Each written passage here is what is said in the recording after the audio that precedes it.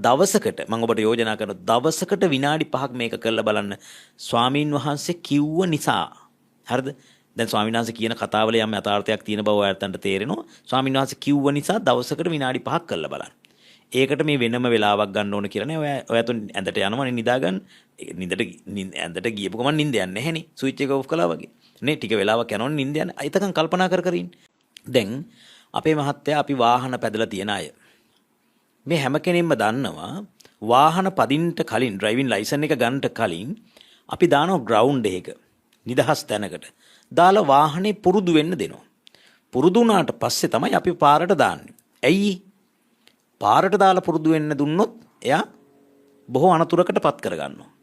ඒ නිසා ග්‍රවුන්ඩ් එකකදී වාහන නැති නිදහස් තැනකදී පුරුදු පුහුණු කරලා ඊළඟට මොකද කරන්න ඕන? අන්න වාහන තැනට දාන්න. තියෙන තැනට දානවා.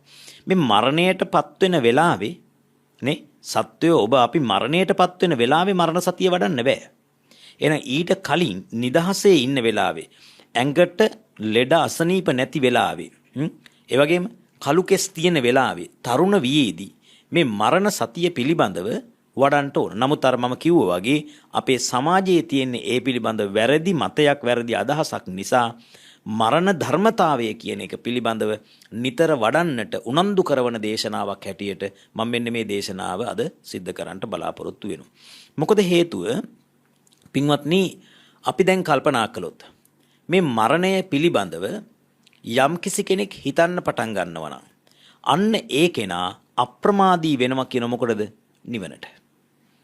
දැන් මෙතන ඉන්න හැම කෙනෙක්ම සිංහල බෞද්ධ පින්වතුන්. නමුත් මේ ප්‍රඥා රූපවාහිනී නාලිකාව ඔස්සේ බෞද්ධ අබෞද්ධ බොහෝ පිරිසක් මේක නරඹනවා.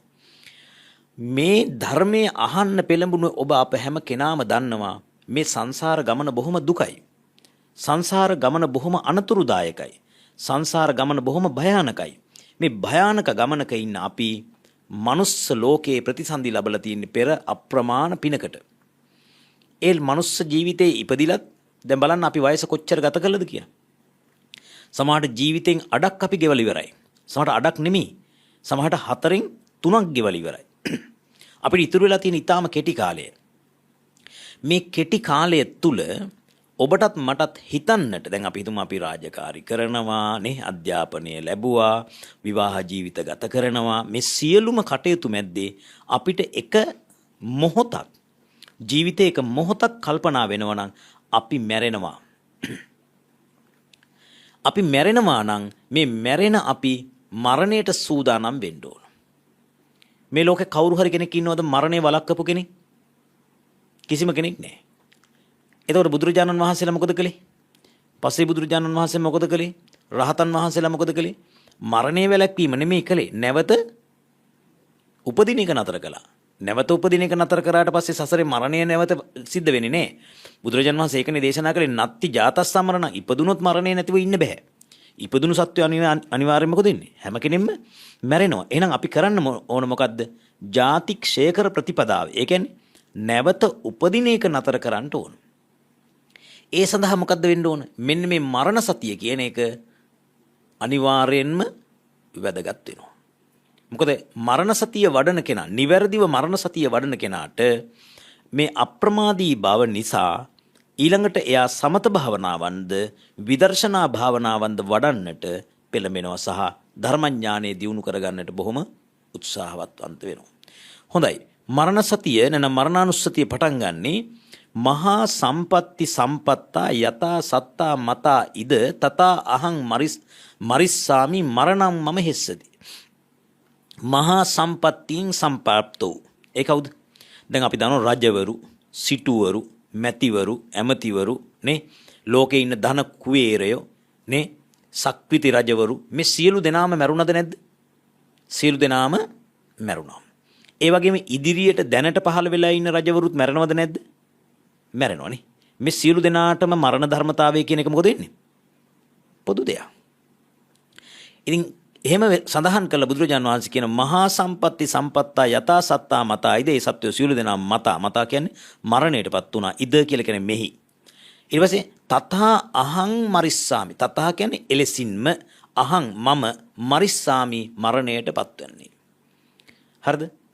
එහෙනම් ඔන්න හැම කෙනාම තමන් දිහා බලන්නට පුරුදු වෙන්න ඕන මම මරණයට කැප වෙච්ච කෙනෙක්. මම මරණයට සූදානම් වෙච්ච කෙනෙක්. මරණ ධර්මය අතික්‍රමණය කරපු කෙනෙක් නෙමෙයි මම.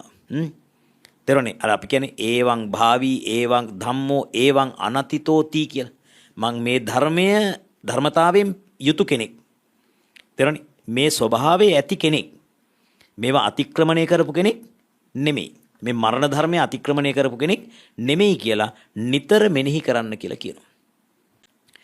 පින්වත්නි, මං කුඩා උපමාවක් ගන්නම්. මේ මනුස්ස ලෝකේ ඉන්න මිනිස්සු පිළිබඳව, මේ මරණය පිළිබඳව අපේ කට්ටිය හිතන්නේ කොහොමද කියන එක. අපි හිතමු මෙහෙම. හරකෙක් ඉන්නවා. මේ හරකා මරන්න කැප කරලා තියෙනවා. ඒ කියන්නේ ඒ හරකා දැන් මරන්න සූදානම් කරලා ඉන්නේ. ගව ඝාතකයෙක් විසින් මරන්න සූදානම් කරලා ඉන්නේ. ගවයෙක් ඉන්නවා. මේ ගවයා මරණයට ලක් කරන්නට, මරණයට කැප කරන්නට සූදානම් වෙන කෙනෙක්. හරිද? හරි. අපි හිතමු මෙහෙම. පියවර 100ක් තියෙනවා. මොකද්ද? අඩි පියවර නෙමෙයි. පියවර 60ක් තියෙනවා කියලා අපි හිතමු.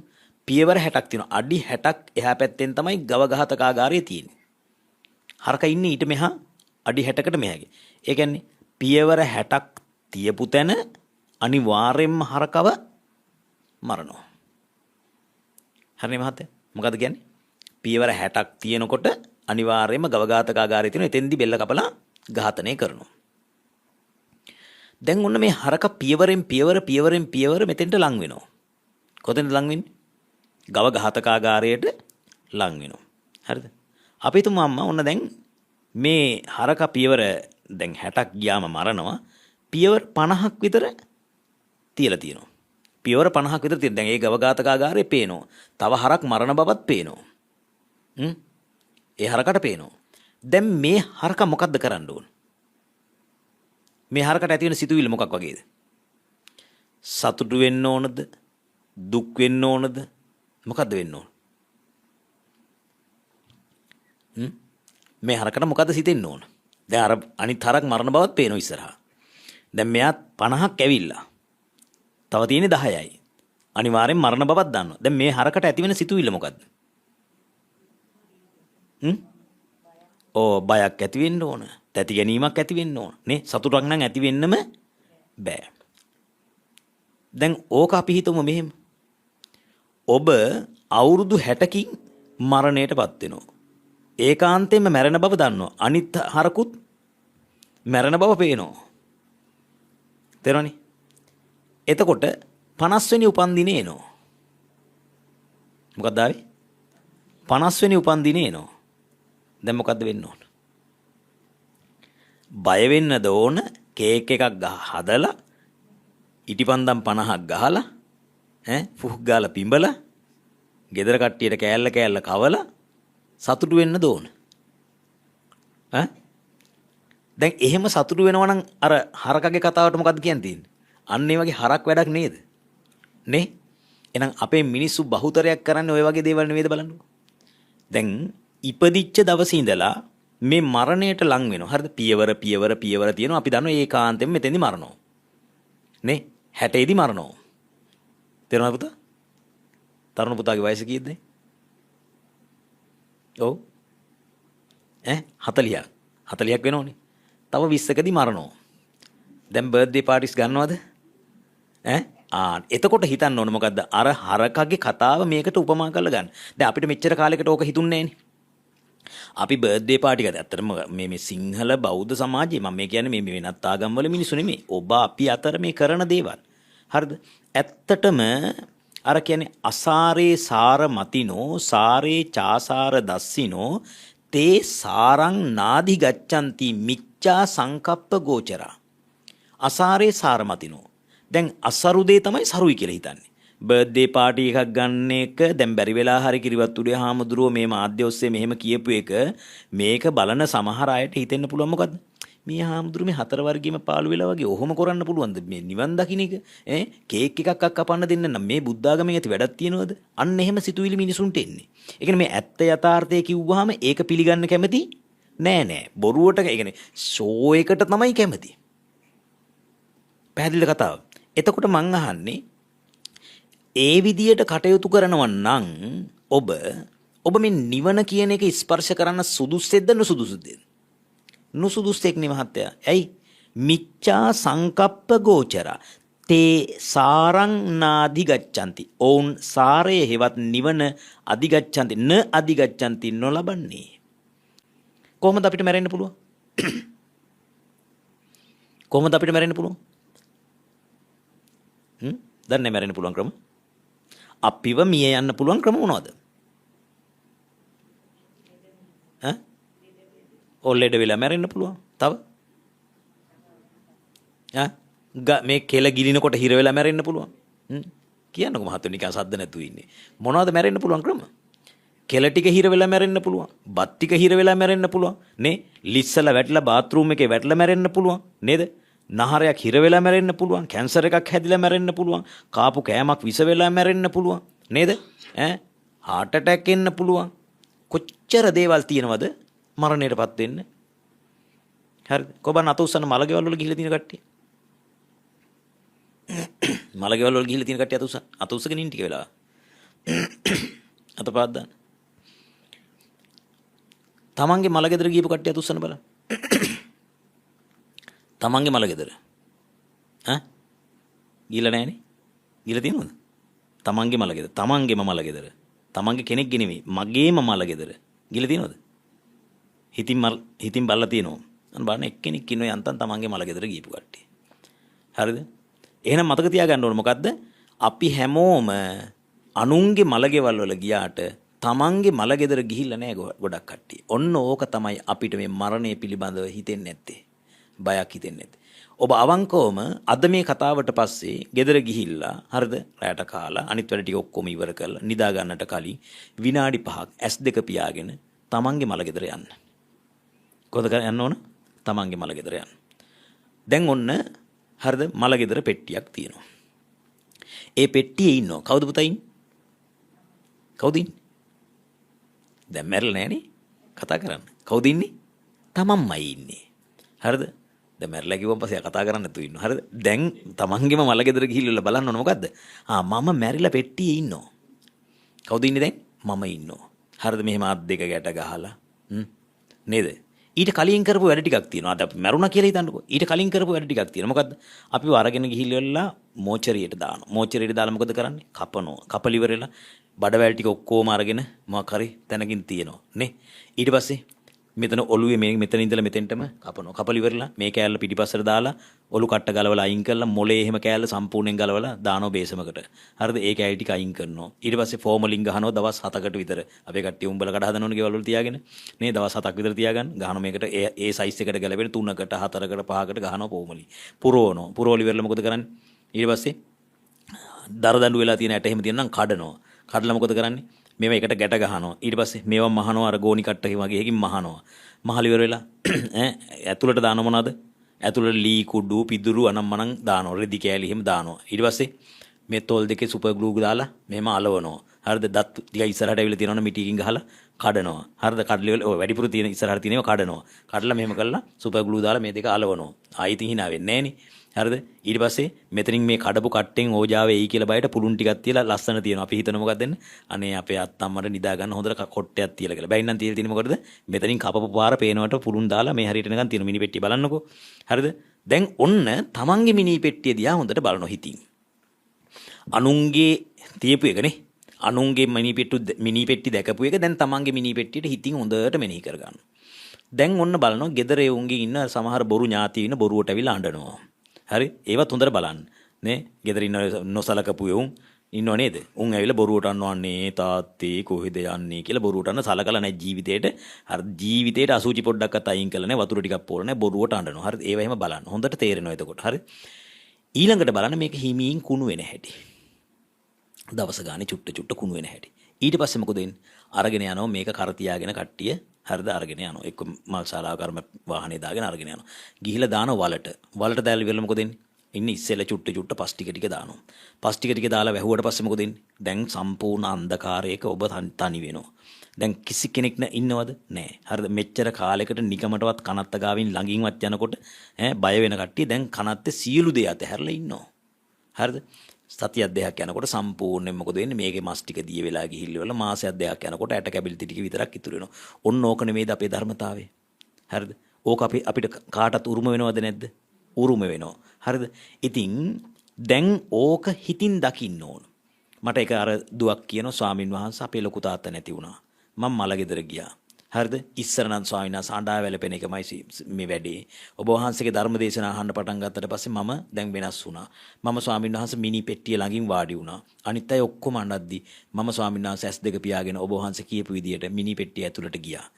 ලොකු තාත්තගේ මිනිය පැත්තකින් තිබ්බා. මගේ මිනිය එතනින් තිබ්බා. තියලා මම කුණු වෙන හැටි, පියවරෙන් පියවර මේක අනිත්‍ය වෙලා යන හැටි, දි รา යන හැටි මම මෙනෙහි කළා. ස්වාමීන් වහන්සේ වෙනදට වඩා පුදුම ශක්තියක් හිතට ආවා. හරිද? ඇඬුම් අර වැළපීම් සියල්ල පැත්තකට ගිහලා අවබෝධයක් ආව ස්වාමීන් වහන්සේ ජීවිත අවබෝධය. ඊළඟට පින්දහම් කරන්න ඉන්න කෙටි කාලේ ඊටාම ඉක්මනින් මේ ධර්මය අවබෝධ කරගන්න ඕන කියලා වීරයක් ඇති වුණා. බලන්න එතකොට ඇත්තටම මේ බණ අහනවා කියලා කියන්නේ මොකද්ද? ඔබට ඔන්න ඔය සිතුවිලි ටික ඇති කරගෙන තමන්ගේ චිත්තසංතානයේ ශක්තිමත් කරගෙන පිරිසිදු කරගෙන දෘෂ්ටිය ඍජු කරගෙන නිවන් දකින්නට අවශ්‍ය මාවත හදාගන්න එක නෙමෙයිද? ඔව්. ඉතින් දැන් හැම කෙනෙක්ම කල්පනා කරන්න අර තමන්ගේ මලගෙදර ගැන. ඒ වගේම තමන් මැරෙන හැටි ගැන. හරිද? ඔබ නිකමට එක දවසකට විනාඩි 5ක් කල්පනා කරලා බලන්න. හරිද? ඔබ මේ පහුගිය දවස්වල දිට්වා සුලිකුණාටුවෙන් මිනිස්සු යට වුණානේ කඳු පිටි. ඔබ නිකමට කල්පනා කරන්නකෝ මම අඩි 16ක් 20ක් විතර යට කන්දකට යට වෙලා ඉන්නේ දැන්. කියලා මහත්තයා නිකන් මෙහෙම නහය අල්ලගෙන පොඩ්ඩක් බලන්නකෝ. හරිද? චූටි වෙලාවක් යනකොට හුස්ම හිර වීගෙන එනකොට මොකද වෙන්නේ? මැරෙනකම් ඉන්න එපා. හරිද? මොකද වෙන්නේ? චූටි වෙලාවක් යනකොට පුදුම බීතිකාවක් ඇති වෙන්නේ නැද්ද? අන්න ඒ භයත් එක්ක ඔබ මේ සසර ගමන පිළිබඳ ලොකු ජයග්‍රහණයක් කරනවා. ඔය ඇත්තෝ හිතන්න දක්ෂ වෙන්නේ නැත්නම් මේක ඇත්තටම මහා පාඩුවක්. ඒසා හිතන්න මොකද්ද? මේ කන්දකට යට වෙලා මම මැරෙන්න පුළුවන්. අර වගේ මහා ගම් වතුරකට වෙලා මැරෙන්න පුළුවන්. මේ දවස්වල යුද්ධ කලබල. ඒ යුද්ධයට මැදි වෙලා අපිව මැරෙන්න පුළුවන්. පිච්චිලා මැරෙන්න පුළුවන්. නේ විවිධ පැති වලින් අපිට මරණය කියන එක එන්න පුළුවන්. දැන් අපි හොඳට හිටියට මහත්තයා නේ වාහනයක යන ගමන් අපිව චොප්ප වෙලා යන්න පුළුවන්. තේරෙනවනේ මේ මෙතන ඉන්න ගමන් අපි මැරෙන්න පුළුවන්. මේ බණ කියන ගමන් ස්වාමීන් වහන්සේ අපවත් වෙන්න පුළුවන්. පුළුවන්ද බැරිද? පුළුවන්. මේ සියල්ලම බොහොම හොඳට හිතින් දකින්න. අන්න ඒ දකින්න කෙනාට පුදුම වීරයක් ඇති වෙනවා. ඉතින් ඒ නිසා මරණ සතිය කියලා කියන්නේ මේ බය වෙන්න ඕන එකක් නෙමෙයි. ආස වෙන්න ඕන එකක්. හරිද? ඒ නිසා දවසකට මම ඔබට යෝජනා කරන දවසකට විනාඩි 5ක් මේක කරලා බලන්න. ස්වාමීන් වහන්සේ කිව්ව නිසා. හරිද? දැන් ස්වාමීන් වහන්සේ කියන කතාවල යම් යථාර්ථයක් තියෙන බව ඔයාලට තේරෙනවා. ස්වාමීන් වහන්සේ කිව්ව නිසා දවසකට විනාඩි 5ක් කරලා බලන්න. ඒකට මේ වෙනම වෙලාවක් ගන්න ඕන කියලා නේ. ඔයාට ඇඳට යනවනේ නිදාගන්න. ඇඳට ගියපු ගමන් නිින්ද යන්නේ නැහෙනේ. ස්විච් එක ඔෆ් කළා වගේ. නේ ටික වෙලාවක් යනවනේ නිින්ද යන්නේ. අයිතකන් කල්පනා කර ඉන්න. ඇත්ත නේන්න. මම මෙහෙම මැරෙන්න පුළුවන්. දැන් මේ වෙලාවේ මම මැරෙන්න පුළුවන්. හුස්ම හිර වෙලා මැරෙන්න පුළුවන්. කෙල ටික හිර වෙලා ආහාර හිර වෙලා මැරෙන්න පුළුවන්. නේ විවිධ මේ මරණයටපත් වෙන සමහරට ඔය ඇත්තන්ගේ ජීවිතවල එහෙම අත්දැකීම් ඇති. නේ මරණ වේදනාව, මරණ භය දැනෙච්ච අවස්ථා ඇති. අන්න ඒව එහෙම සිහිපත් කරගන්න. ඒව සිහිපත් කරලි වෙලා මොකද්ද කරන්න ඕන? තමන්ගේ හිත වඩන්න ඕන. ඊළඟට මම එකක් ඔබට යෝජනා කරන්න. හරිද? ඉස්සෙල්ලම මේ මරණය පිළිබඳ සිහිපත් කරද්දී තමන්ගේ ප්‍රියම කෙනා පිළිබඳව මරණය දකින්න යන්න එපා.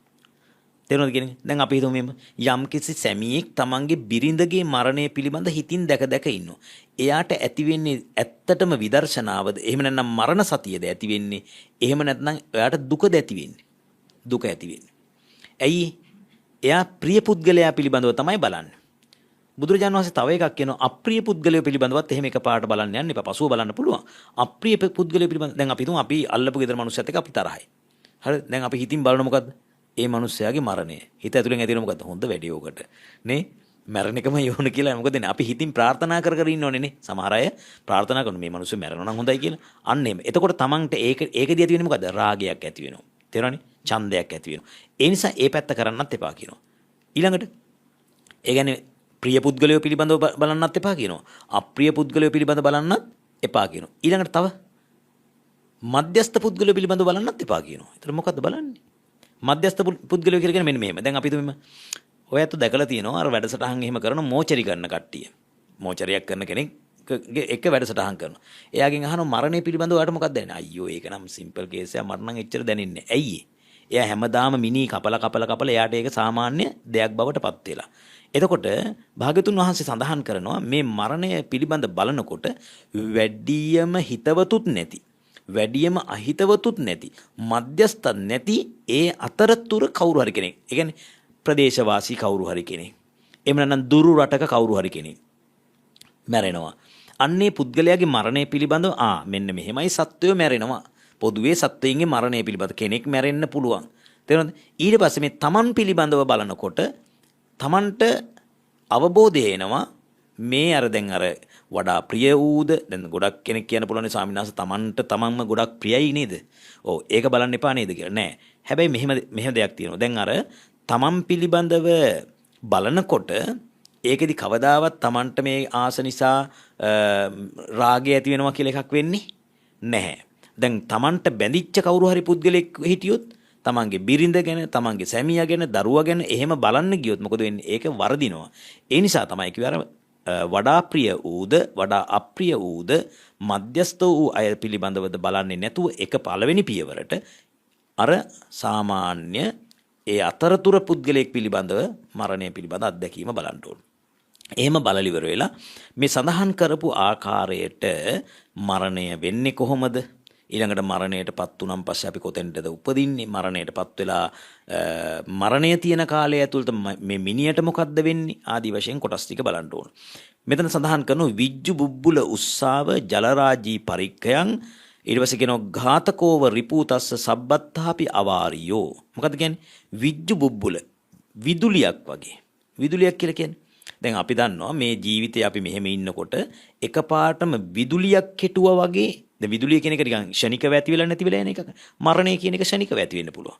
බුබ්බුල දිය බුබුලක් බිඳිලා යනවා වගේ ඊටාම වේගෙන් මේක නැති වෙලා යන්න පුළුවන්.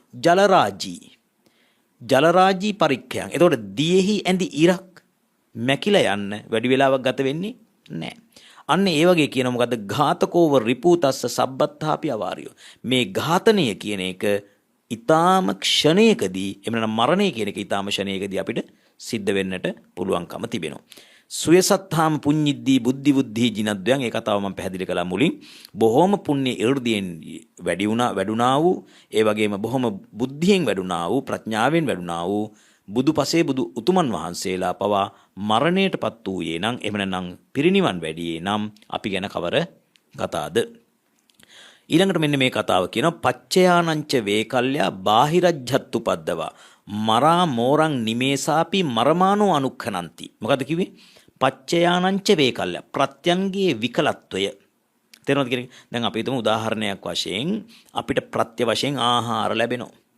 මේ ආහාර ලැබෙනකොට ඒ වගේම ඖෂධ ලැබෙනකොට ජලය ලැබෙනකොට අපේ ශරීරය හොඳට ජීවිතය හොඳට පවතින. මේක විකල් වුණොත් මේක වෙනස් වුණොත් ආහාර ලැබෙන්නේ නැතුව ගියොත් මරණයටපත් වෙන්න පුළුවන්. නේ? දැන් සමහර අය ඉන්නේ निराහාරව මරණයටපත් වෙන්නේ. ප්‍රත්‍යන්ගේ විකලත්වය.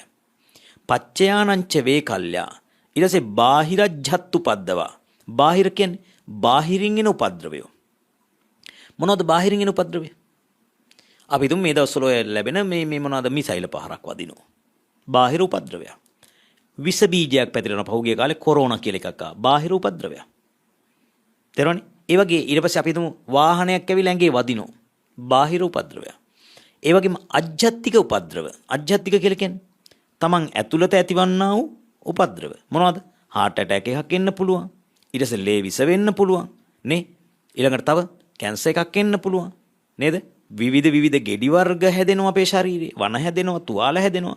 නේ? මේ වගේ අධ්‍යාත්මිකව තමන්ගේ ශරීරයේ තුල වූ ආබාධයක් නිසා මරණයටපත් වෙන්න පුළුවන්. ඉතින් මෙතන කියන මොකද්ද? පච්චානංච වේකල්යා බාහිරජ්ජත්තු පද්දව මරා මෝරං නිමේසාපි. මරා මෝරං නිමේසාපි කියන්නේ නිමේෂයක් පාසා අපිව මරණයටපත් වෙන්න පුළුවන්. ඕනම වෙලාවක මරණයටපත් වෙන්න පුළුවන්. දැන් අපි මලගෙවල් වලට ගියාට පස්සේ නිතරම අපිට අහන්න ලැබෙන පාඩයක් තමයි අනිච්චාවත සංඛාරා උපාද වය ධම්මිනෝ uppajjitva niruddhanti තේසං වූපසමෝ සුඛෝ. මොකද්ද මේකේ තේරුම? අනිච්චාවත සංඛාරා. මොකද්ද මේකේ අදහස් වෙන්නේ? සංස්කාරයෝ නම් අනිත්‍ය ධර්මය. මොනවද සංඛාර කියන්නේ? සංඛාර කියවන් සංකත සංඛාර කියලා තියෙනවා. අபிසංඛාර කියනවා. පුඤ්ඤාභි සංඛාර, අපුඤ්ඤාභි සංඛාර, ආනිඤ්ඤාභි සංඛාර කියනවා. මෙතන අදහස් කරන්නේ මොකද්ද? සංකත සංඛාර. සංකත සංඛාර කියන්නේ හේතු වලින් සකස් වෙච්ච ඕනම දෙයක්. මොනවද දරුවෝ? හේතු වලින් සකස් වෙන්න පුළුවන් දේවල් මොනවද? දැන් මේ ශරීරය හැදිලා තියෙන්නේ මොනවයින්ද? රූප වලින්. මොනවයින්ද මේ ශරීරය හැදිලා තියෙන්නේ? රූප වලින්. මොනවද රූප? පඨවි, ආපෝ, තේජෝ, වායෝ, වර්ණ, ගන්ධ, රස, ඕජා ආදී රූප රසකින් තමයි මේක හැදිලා තියෙන්නේ. ඒ වගේම මේක ඇතුලේ හට ගන්න මොනවද? විවිධ නාම ධර්ම හට ගන්න. මොනවද? චිත්ත, චෛතසික ධර්ම හට ගන්නවා. මේ සියල්ලක්ම හේතුවකින් තමයි හටගන්නේ. මේ හේතුන්ගෙන් හටගන්නා වූ සියලු ධර්මයන්ට පොදුවේ කියන මොකද්ද? සංකත ධර්ම. සබ්බේ සංඛාරා අනිච්චාති. සියලු සංස්කාරයෝ අනිත්‍යයි. හරිද? එතකොට කියනවා බුදුරජාන් වහන්සේ මෙතන අනිච්චාවත සංඛාරා උපාද වය ධම්මිනෝ. මේ සියලු සංස්කාර ධර්මයන්ගේ ලක්ෂණ දෙකක් තියෙනවා. මොකද්ද? උපාද වය. උපදිනවා නැති වෙනවා. උපාද වය ධම්මිනෝ. ඒක මොන වෙලාවෙද උපදින්නේ? දැන් අපි හිතමු මේම. ඔන්න මනුස්ස සත්වයක් අරගෙන අපි මලගෙදරදී කියනවා මේ මනුස්ස සත්වයා උපදිනවා, මනුස්ස සත්වයා මැරෙනවා කියන අදහස ගන්නවා. හැබැයි මෙතෙන්දි සඳහන් කරන්නේ බුදුරජාණන් වහන්සේ නිතර හිතන්න ඕන දෙයක් ගැන. ඒ කියන්නේ මේ ශරීරයේ තිබෙන සංස්කාර ධර්මයෝ නිරන්තරයෙන්ම හටගන්නේ, නිරන්තරයෙන්ම බිඳෙන්නේ. දැන් සිතක් ගත්තොත් සිත කොච්චර කාලයක්ද පවතින්නේ? චිත්තක්ෂණ එකයි. මේ ඇඟේ තියෙන රූපයක් ගත්තොත් රූපය කොච්චර කාලයක් පවතිනවද? චිත්තක්ෂණ 17යි. ඒ කියන්නේ සිත වගේ 17යි. සිතක් කොච්චර කාලයක් පවතිනවද? චිත්තක්ෂණ එකයිනේ. චිත්තක්ෂණ එකයි කියන්නේ මොකද්ද? තප්පරයක් ඇතුළත සිත් කෝටි ලක්ෂ ගාණක් උපදිනවා. සිත් කොච්චරද? කෝටි ලක්ෂ ගාණක්. එහෙනම් මේ බලන්නකෝ. තප්පරයක කාලය කෝටි ලක්ෂයෙන් බෙදුවොත්, තප්පරයක කාලය කෝටි ලක්ෂයෙන් බෙදුවොත් කෝටි ලක්ෂයෙන් පංගුවයි සිතක කාලය. සිතක කාලය. එතකොට එච්චර වේගෙන් සිත් උපදිනව බින්දිනවා. එච්චර වේගෙන් සිත් උපදිනව බින්දිනවා.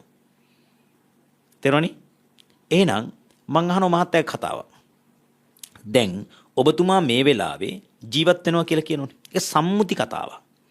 හැබැයි සම්මුතියෙන් ඔබතුමා ජීවත් වුණාට ඔබතුමාගේ මේ ශරීරයේ හටගන්න රූපත් හටගන්න නාම ධර්මයන් සියල්ලම හැමතිස්සෙම බිඳෙනවා. හැමතිස්සෙම බිඳෙනවා. හරිනේ? කෙලවර ඉන්න මහත්තයා මං අහනවා ඔයාගෙන් ප්‍රශ්නයක්. ඔයාට ඇට සැකිල්ලක් තියෙනවනේ. අස්ථි පුංජරය. ඔය ඇට සැකිල්ලට වයස කීයද?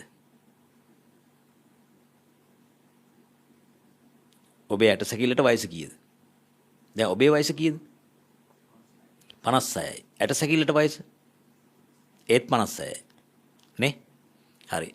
ඔබතුමා අම්මාගේ කුසෙන් එළියට බිහි වෙනකොට ඔය ඇට සැකිල්ල ඔහොම තිබ්බද? නෑනේ. නෑනේ. අවුරුදු 5දී ඔය විදියට තිබ්බද? නෑනේ. අවුරුදු 10දී තිබ්බද? නෑනේ. 20දී ඔය ගන්න තිබ්බද? නෑනේ. දැන් තේරෙනවද කතාව? දැන් එහෙනම් ඕකට 63ක් වෙනවද? 63ක් වෙන්නේ නෑ. ඕක ඔය ඇට සැකිල්ල හැදිලා තියෙන රූප ටික, ඔය ඇට සැකිල්ල හැදිලා තියෙන රූප ටික මේක ඇතුල් වෙනකොට මේ ස්ටුඩියෝ එක ඇතුළට ඇතුල් වෙනකොට තිබිච්ච රූප ටිකවත් දැන් නෑ. එහෙනම් මොකද වෙන්නේ? චිත්තක්ෂණ 17 රූප මිටි ගොඩක් දැන් තියෙන්නේ උතන. ඒව ඇති වෙනවා නැති වෙන උපාද වය ධම්මිනෝ. uppajjitwa niruddhanti. උපදිනව නම් ඒක නිරුද්ධ වෙනවා. තේසං වූපසමෝ සුකෝ. ඒ කියන්නේ මොකද්ද? දැන් මලගෙදර හාමුදුරුවෝ කියන බණ වල හැටියට ඉපදුණු එක්කෙනා මැරෙනවා. තේසං වූපසමෝ සුකෝ. හරිද? ඒක හඳුනාගත්ත කෙනා සැපයටපත් වෙනවා. ඒ කියන්නේ හරියට මැරිජ් එක සැපයටපත් වුණා වගේ කතාව. නෑ. තේසං උපසමෝ සුකෝ කියලා කියන්නේ මේක උපසමනය කරගත්තොත්, මේ අවබෝධයට පත් කරගෙන මේ ක්‍රියාවලිය නැති කරගන්න තැනට හිත හදාගත්තොත් අන්න ඒක තමයි සැපේ, නිවන් සැපේ. එන මේ ගාථා කියනකොට ඒ ගාථාවල අර්ථයත් හොඳට මෙනෙහි කරගන්න ඕන. මොකද්ද? දැන් මලගෙවල් වල ඔය ගාථාව කියනකොට අපේ උපාසකම්මලා මොකද කරන්නේ? අඬනවනේ. අනිච්චාවත සංඛාරා කියනකොට මෙහෙන් අඬනවා. ඉතින් අවබෝධයටපත් වෙන්න කිසිම කෙනෙක් ඇත්තේ නෑ. තේරුණාද කියන්නේ? අඬන්න නැතුව ඉන්නව නම් ඉන්නේ මලගෙදර මිනිහයි හාමුදුරු ටික විතරයි. සමහර හාමුදුරුවෝ අඬනවා සමහර තැන්වල. ලැජ්ජායි බෑගේ. හරිද? මලගෙවල් වල දැන් පොඩි දරුවෙක් ගිහින් මලගෙදරකට ආවොත් හාමුදුරුවන්ට ඇඬෙනවා. ප්‍රසිද්ධ නිලියෙක් ගිහින් මලගෙදර ගියොත් හාමුදුරුවෝ අඬනවා. දේශපාලනඥයෙක් ගියොත් මල ගෙදර ගියොත් හාමුදුරු තනනවා. ඒතර මොකද්ද මේ වෙලා තියෙන්නේ? අවබෝධයක් නැතිකම. එහෙනම් දැන් තේරුම් ගන්න මොකද්ද? මේකේ අවබෝධයටපත් වෙන අනිච්චාවත සංඛාරා මේ සංස්කාර ධර්මිය නිරන්තරයෙන්ම මොකද වෙන්නේ? වෙනස් වෙනවා. මම පොඩි උපමාවක් ගන්නවා. හරි. අපි හිතමු මහත්තයා මං ගන්නවා ලීටර් 20ක ටැංකියක්. මොකද ගන්නෙ? ලීටර් 20ක ටැංකියක්. මේ ලීටර් 20 ටැංකියට තප්පරයට ලීටර් 2 ගානේ වතුර ඇතුළට එනවා. තප්පරයට ලීටර් 2 ගානේ වතුර අවුට් වෙනවා. මේක ලීටර් 20ක් මේක ඇතුලේ තියෙනවා. ලීටර් කීයක් තියෙනවද? 20ක් තියෙනවා. දැන් පැයකින් ගිහිල්ලා බලනවා මේක කීයක් තියෙනවද? ලීටර් 20ම තියෙනවා. මං අහන ප්‍රශ්නයක්. මේ තියෙන්නේ කලින් තිබුණු ලීටර් 20මද? නෑ. ඇයි? හැමතිස්සෙම අලුත් වෙනවා. හැමතිස්සෙම අලුත් වෙනවා. නමුත් මේක තියෙන ප්‍රමාණය තියෙනවා. ඇයි? අලුතෙන් එනවනේ. අඩු වෙන ටිකට අලුතෙන් එනවා. ඒ වගේ මහත්තයා ඔබතුමාගේ ශරීරයට අස්ථි පුංජරයට අවුරුදු 53යි කියලා කිව්වේ මොකක් නිසාද? ඔය 56යි කියලා කිව්වේ මොකක් නිසාද? ඔබතුමාට පේනවා මොකද්ද? ලීටර් 20ම තියෙනවා වගේ පේනවා. හැබැයි මොකද වෙන්නේ? අලුතෙන් හැමතිස්සෙම හැදෙනවා. තියෙන ටික නැති වෙනවා. තියෙන ටික නැති වෙනවා. ඒ ටිකට අලුතෙන් ටිකක් හැදෙනවා. ඒ අලුතෙන් ටික හදන්න තමයි ඕකට දාන්නේ මොනවද? පෙට්‍රල් එහෙම දාන්නේ. කන්නේ නේද? කෑම කන්නේ මොකටද? අර නැති වෙන යන ටික අලුතෙන් ඇති කරගන්න. එතකොට මොකද? පච්චයානංච වේ කල්ල. අන්න ප්‍රත්‍ය ටික ලැබුණ නැති වුණොත් මේක මරණයටපත් වෙනවා. කතාව තේරුණා නේද? එහෙනම් මේ පුදුම කතාවක් මේක ඇතුලේ තියෙන්නේ. ඇත්තටම බලන්න හරිද? මේ මරණය පිළිබඳව ඔයත්තන්ට මේ හැඟීම හොඳට තේරුම් ගන්න. අපිට තියෙනවා මේ ශරීරය ඇතුළත හෘදේ වස්තුවක්. හරිද? තේරුණා නේද? හෘදේ වස්තුවක් තියෙනවා. පෙනහළු දෙකක් තියෙනවා. වකුගඩු තියෙනවා. ආහාර මාර්ගය තියෙනවා. හරිද? මේක ඇතුලේ විවිධ තව ඔය අග්න්‍යාසය විවිධ ඕගන්ස් ගොඩක් තියෙනවා. මේ චූටි එකකට විස බීජයක් ගියොත් මොකද වෙන්නේ? ඉදිමෙනවා. තේරෙනවනේ? ඉදිමෙනවා. ඊට පස්සේ ඒක ආසාදනය වෙලා මැරෙනවා. ඒ කියන්නේ මේ අපි නිකන් අපිට දැනෙන්නේ නැහැ මහත්තයා අපිට මේක නිරෝගීව ඉන්න තරමට දැනෙන්නේ.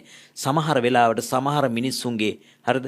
විස බීජයක් ඇවිල්ලා මුත්‍රා මාර්ගයෙන් විස බීජයක් ඇවිල්ලා වකුගඩු දෙකම නරක් වෙලා. සමහර වෙලාවට පොඩි ඇතුළත ඉන්ටර්නල් බ්ලීඩින් එකදී අභ්‍යන්තර රුධිර වහනයකදී පොඩ්ඩ ඇති වෙච්ච ගමන් මැරෙනවා. ඒ කියන්නේ අපි මේක ඇත්තටම වැරදියට හිතාගෙන ඉන්නෝ මම මේ මොකුත් වෙන්නේ නැහැ වගේ අදහසක ඉන්නෝ. නමුත් මොකද පොඩි දෙයයි වෙන්න ඕන.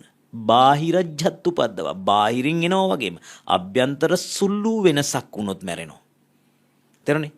හෘදේ වස්තුව බලන්න. හෘදේ වස්තුව මේක නිරන්තරයෙන්ම වැඩ කර තියෙනවා. ඔය ඇත්ත බලන වෛද්‍යවරුත් එක්ක එහෙම කතා කරලා ඉවරලා සමහර වෙලාවට මොකද වෙන්නේ? මැෂින් වලට ගහලා තියදී නතර වෙනවා.